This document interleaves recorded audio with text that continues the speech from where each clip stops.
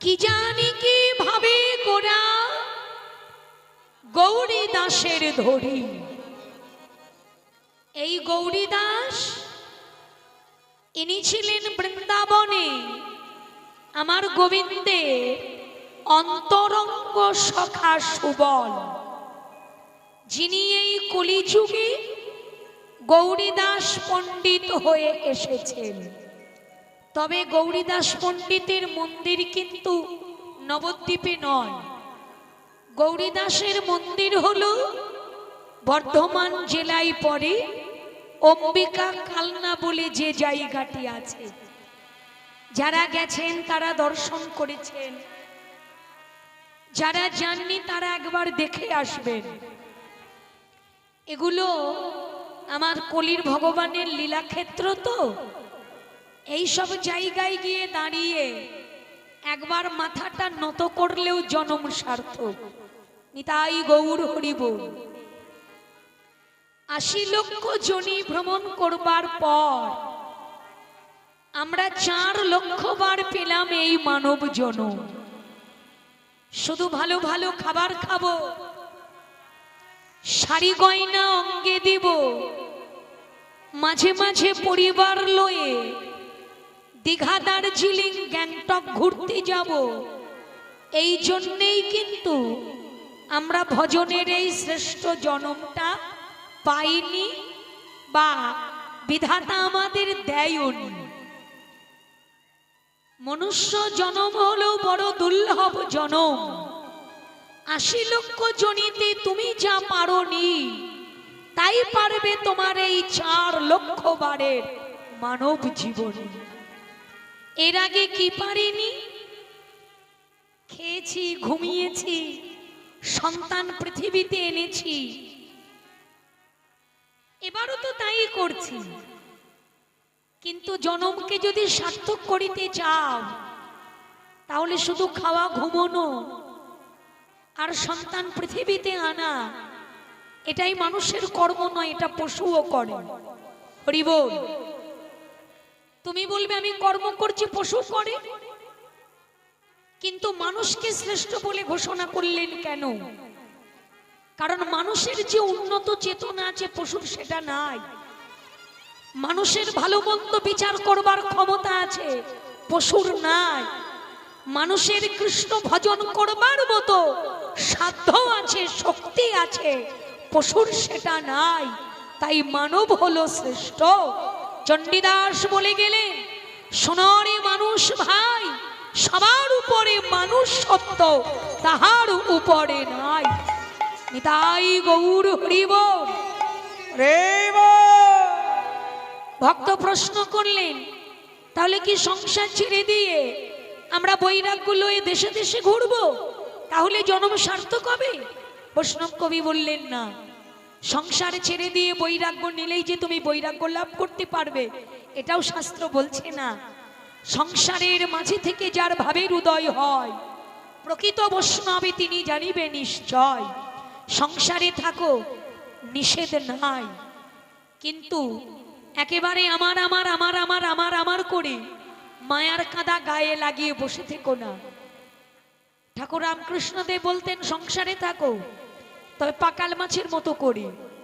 পাকাল মাছ যেমন কাদাই থাকে অথচ কাদা গায়ে লাগে না, সংসারে থাকো, মায়ার কাদা গায়ে লাগিও না, তাহলে ঈশ্বর তত্ত্ব তুমি চিনতে পারবে না, ঈশ্বর তত্ত্ব ভুলে যাবে।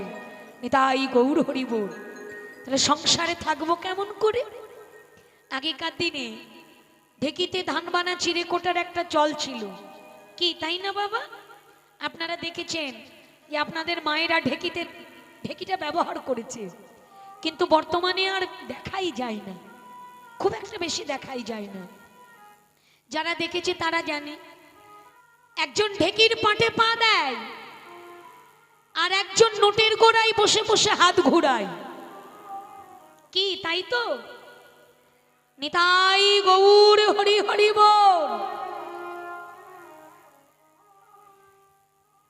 যিনি নোটের গোড়ায় বসে হাত ঘুরুচ্ছেন সেই ভাগ্যবতীর সন্তান কাঁদতে কাঁদতে চলে এলো। তড়িঘড়ি করে কোলে তুলে নিয়ে তিনি স্তন দিলেন। ওদিকে তার স্বামী এসে কথা বলছেন। স্বামীর সঙ্গে কথা বলে সন্তানকে দুগ্ধ দেয়, আবার নোটের ভিতরে হাতও ঘুরায়। 16 আনা মন কার কাছে কতটুকু দিল বাবা? নোটের ভিতরে 12 আনা দিয়েছে। 2 আনা সন্তানের দিকে আর 2 আনা দিল স্বামীর দিকে। বললেন নোটের ভিতরে 12 আনা কেন বাবা? ঢেকির পাট যদি হাতে পড়ে হাতটা তো ছেঁচে যাবে, কি তাই না? আহত হবে।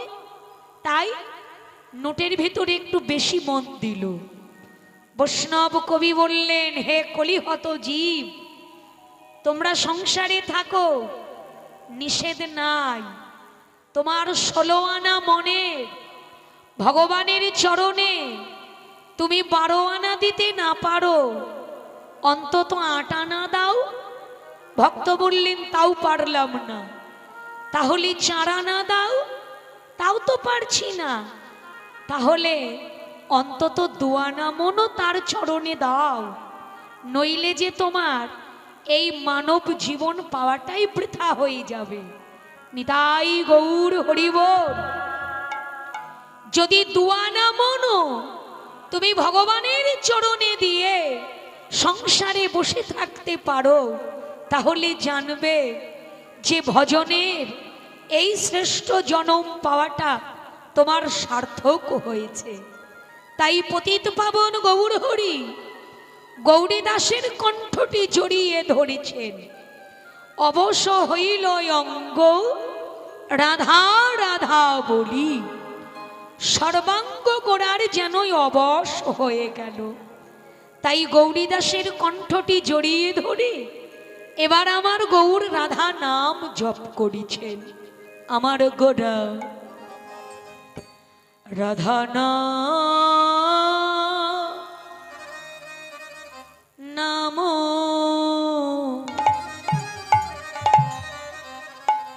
জপে গোড়া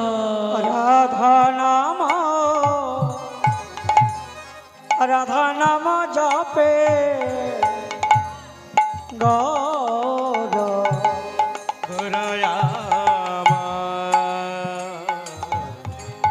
আমার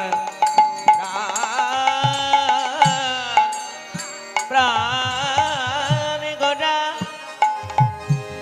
রসনা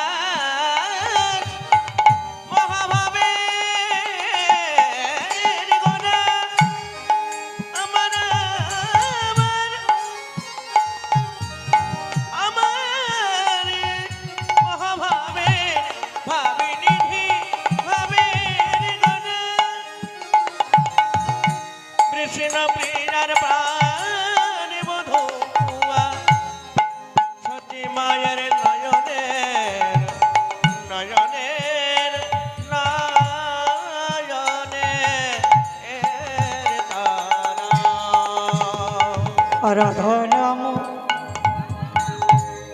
জপে গোরা পরম যতনে যতনে যতনে রাধা নাম জপে গো, রাধা নাম জপে গো, গৌরী রাধা নাম জপে গো, রাধা নাম জপে গো। বলি তুটি করো কমলে, গৌর রাধা নাম জপে গো। দুটি করো কমলে, রাধা নাম জপে গো।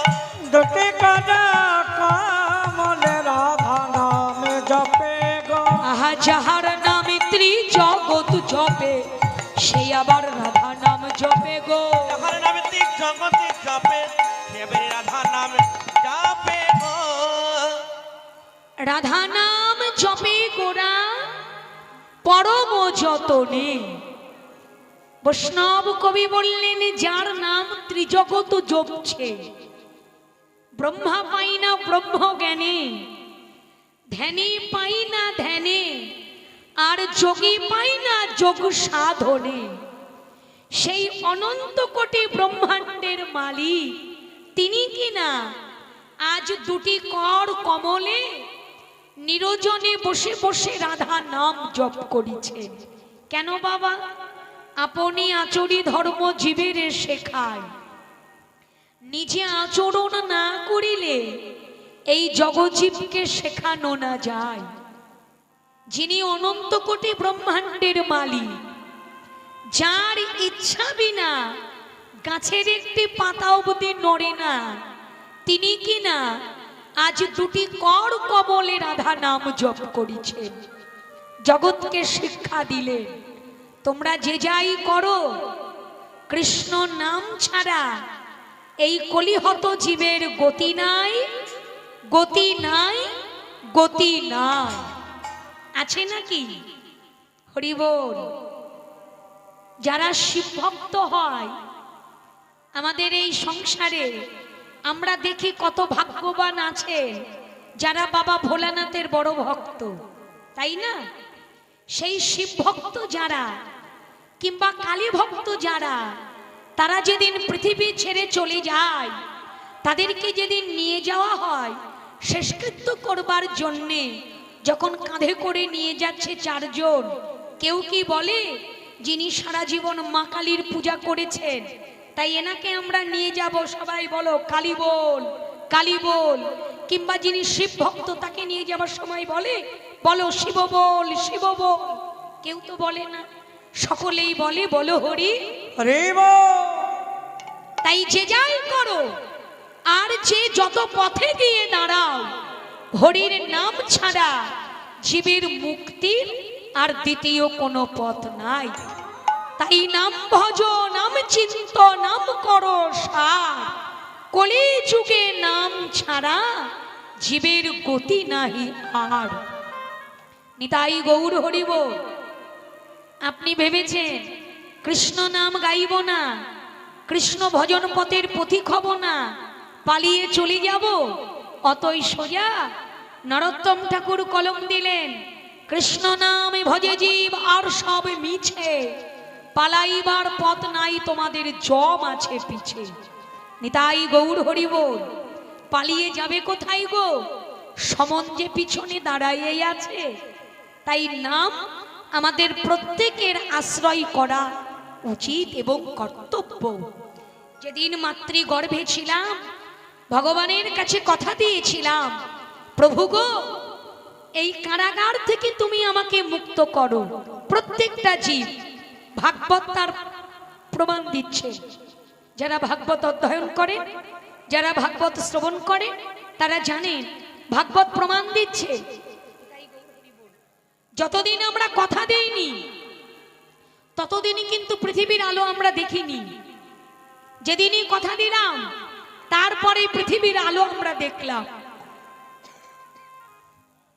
কথা দিলাম কি, প্রভু গো এই কারাগার থেকে মুক্ত করো, এই অন্ধকার কারাগারে কৃমিকীটের দংশন আর সইতে পারছি না, মুক্ত করো। আমার বলিতে যা আছে আমি সব তোমার চরণে দিব, তোমার নাম গাইব, তোমায় ভালোবাসবো। কিন্তু ধীরে ধীরে যখন জ্ঞান হলো, চতুর্দিকে চেয়ে দেখলাম সবই আমার, সবই আমার। তখন এই দুটো হাত বাদ দিয়ে আর একটা হাত দেখাতে শুরু করলাম। অজুহাত, ভগবানকে ডাকবো কেন, এখনো সময় হয়নি। কেহ বা বললাম যার অভাব আছে সে ডাকবে, আমি কেন ডাকবো? এই সময়ের কথাই যদি বলি তাহলে তো দেখতে হয় ভক্ত ধ্রুব আর ভক্ত প্রহ্লাদের চরিত্রের দিকে চেয়ে। মাত্র 5 বৎসর বয়সে তারা ভগবানের চরণ লাভ করলেন। নিতাই গৌর হরি বল। তুমি অনন্তকাল পৃথিবীতে বাঁচবে বলে আসনি, তোমার পরমায়ুটা গোনা। আজকে যদি তোমার বয়স 30 বৎসর হয়, মহাজন বললেন হেজি তুমি জেনে রেখো যে এমনিতেই তোমার 30 বৎসরের মৃত্যু হয়েই গেছে। হরি বল। প্রতিদিন পূর্ব গগনে সূর্য উদিত হয়, পশ্চিমে অস্ত যায়, মানব জীবনের একটা দিন শেষ হয়ে যায়, জীব এক পা করে মৃত্যুর দিকে এগিয়ে যায়। আজকের দিনটি আমার জীবন থেকে বিদায় নিয়ে নিল, আপনি যত অর্থের মালিকই হন না কেন, অর্থ থাকলে আপনি অনেক কিছু কিনতে পারবেন। তাই বলে আজকে যে দিনটি আপনার চলে যাচ্ছে, আজকের এই দিনটি আগামী কালকে আপনার জীবনে আপনি কিছুতেই ফিরিয়ে আনতে পারবেন না। তাই গৌর হরি বল। পৃথিবীতে যে বেঁচে আছেন এটাই হচ্ছে আপনার সব থেকে আশ্চর্যের বিষয়। মৃত্যুর জন্য আপনার অপেক্ষা করতে হবে না। আপনি বাজার করবেন বলে ব্যাগটা নিয়ে বাতকুলার বাজারে বার হয়েছেন, বাজার করে যে বাড়ি যেতে পারবেন এরই তো কোনো ভরসা নাই। তাহলে কোন ভরসাতে আপনি ভগবানকে ভুলে নিজের আত্ম অহংকার নিয়ে মেতে আছেন? নিতাই গৌর হরি বল। এর আগে আপনি যে ৮০ লক্ষ যোনি ভ্রমণ করেছেন, সেই ৮০ লক্ষ যোনিতে বারবার আপনি মুক্তি পেয়েছেন কোন দিন? যেদিন আপনি ভগবান সেবাই লেগেছেন। নিতাই গৌর হরি বল। হরি বল। আহা, ২০ লক্ষ বার আমরা বৃক্ষকুলে জন্ম লাভ করেছি। মায়েরা খুব ভালো করে শুনবে, কীর্তন আসরে বসে আন কথা নয়, আন কথাই মন দিলেই কিন্তু অপরাধ হয়ে যাবে, আগেই বলে দিচ্ছি। তখন ৫ কিলো পুণ্য কিনতে এসে ৫০ কিলো পাপ আঁচলে বাঁধা হয়ে যাবে। একদম শান্ত হয়ে কীর্তনের মধ্যে ডুব দিতে হবে, তবেই আস্বাদনটা হবে। ২০ লক্ষ বার আমরা বৃক্ষকুলে জন্ম লাভ করেছি। আম গাছ, জাম গাছ, কাঁঠাল গাছ, লিচু গাছ, বট গাছ, কত গাছ হয়েছি। মুক্তি পেলাম কোন দিন? যেদিন আমি তুলসী বৃক্ষ রূপে জন্ম পেলাম। হরি বল। আমার বৃক্ষের পত্র, আমার মঞ্জুরি যেদিন ভগবানের ভোগের উপরে স্থান পেল, সেদিন বৃক্ষ জনি থেকে আমি মুক্তি লাভ করলাম। এরপর নিতাই গৌর হরি বল। ৯ লক্ষ বার আমরা জলচর রূপে জন্ম পেলাম। জলের মধ্যে যারা বাস করে, কাঁকড়া, চিংড়ি, শামুক, ঝিনুক, কত কিছু হয়েছি ৯ লক্ষ বার। মুক্তি পেলাম কোন দিন? যেদিন আমি শঙ্খ রূপে জন্ম পেলাম, মন্দিরে স্থান পেলাম, ভগবানের সেবা কার্যে লাগলাম, সেদিন জলচর যোনি থেকে আমার মুক্তি হলো। এরপর ১১ লক্ষ বার কত কীট রূপে আমার জন্ম হয়েছে, কত কীট। আহা, মুক্তি পেলাম কোন দিন? যেদিন আমি মধুকর রূপে জন্ম পেলাম। মধুকর মানে মৌমাছি।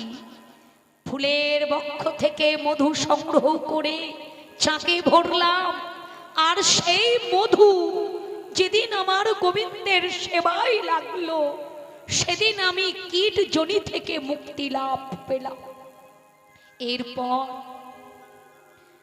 আমরা ১০ লক্ষ বার পক্ষীকুলে জন্ম পেলাম, কত পাখি হলাম। যেদিন ময়ূর রূপে আমার জন্ম হলো, আর আমার পালক গোবিন্দের মস্তকে চূড়ার উপরে স্থান পেল, সেদিন ওই পক্ষী যোনি থেকেই আমার মুক্তি লাভ হলো। এরপর এই চলে গেল ৫০। এরপর ৩০ লক্ষ বার আমরা পশুকুলে জন্ম পেয়েছি। বাঘ, সিংহ, হাতি, ঘোড়া, কুকুর, বেড়াল, কত পশু হলাম। হতে হতে হতে হতে যেদিন আমি ধেনুকুলে জন্ম পেলাম, আমার দুগ্ধ যেদিন আমার ভগবানের সেবায় লাগলো, সেদিন ওই পশু যোনি থেকে মুক্তি লাভ করে এই ৪ লক্ষ বারের মানব জন্ম পেলাম। হরি বল। এটা যে কত হাজারের জন্ম বা কয় লক্ষের জন্ম, এটা আমাদের কারোর বলবার ক্ষমতা নাই।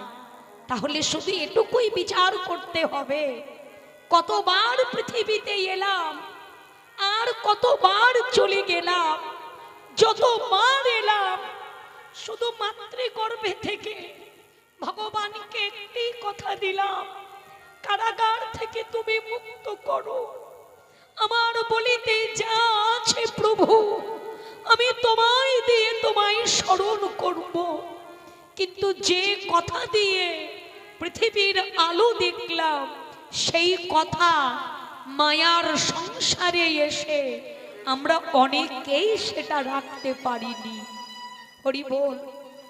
আত্মসুখে মত্ত হয়ে পাঁচটি অহংকার নিয়ে মেতে আছি তো, অহংকারের মঞ্চে আমরা মেতে রইলাম। পাঁচটি অহংকার আমাদের কলির জীবের। কি কি? জাতি, উচ্চকুলে জন্ম নিলে তাদের একটা ভিতরে অহংকার থাকে। হরি বল। বিদ্যা, ভালো কলেজে লেখাপড়া করলে বিদ্যায় যদি সে ভালো হয় তার একটা অহংকার আছে, বিদ্যার অহংকার। ধন ঐশ্বর্য, কয়েক লক্ষ টাকা আর কয়েক বিঘা সম্পত্তির মালিক যদি হতে পারে জগতে, তাদেরও একটা আলাদা অহংকার, তাই না?